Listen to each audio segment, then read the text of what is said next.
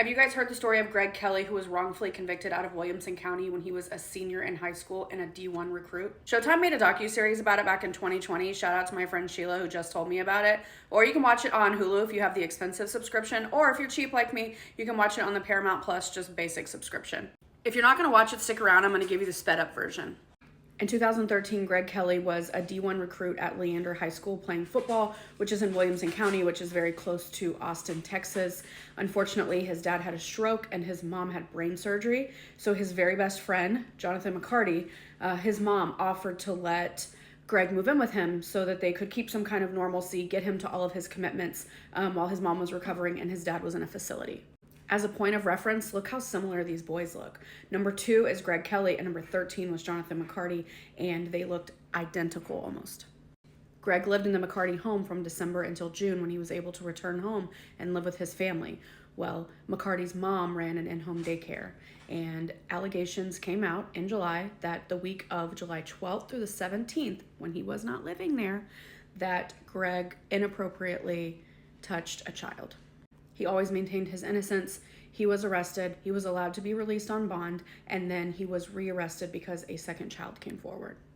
Or at least that's what the Cedar Park police want you to believe. But if you watch the documentary, you can see all the nuances of how they were probing and begging and pleading basically for other children to come forward due to dirty police work, inappropriate interviews at the Child Advocacy Center, and twisting words and evidence.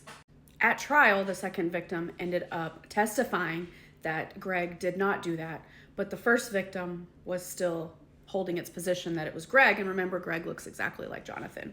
There were several other crazy curveballs that occurred at the trial, including the jury basically giving up because they wanted to go home, as evidenced by one of the jurors participating in the documentary, but he was convicted, unfortunately, and due to ineffective counsel, he was only given 5 minutes to decide whether he wanted to waive his right to an appeal and take the 25 years, which was the minimum sentence, or if he wanted to take the risk of being sentenced up to 99 years and keep his right to appeal, and unfortunately, his family convinced him to take the 25 years with no right to appeal.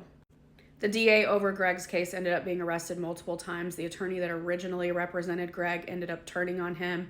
It's a whole story. You need to watch the documentary for that part. But thank God, another attorney who did the right thing and believes in advocacy and justice and the new DA paired up together.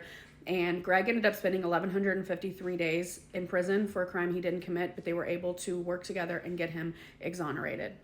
One of the things that I think is so cool about this story that not enough people are talking about is the fact that his girlfriend, who is now his wife, her name was Gabri, and she stuck through him through all of the trials and tribulations. As a high school senior who had her whole life in front of her, she is so beautiful.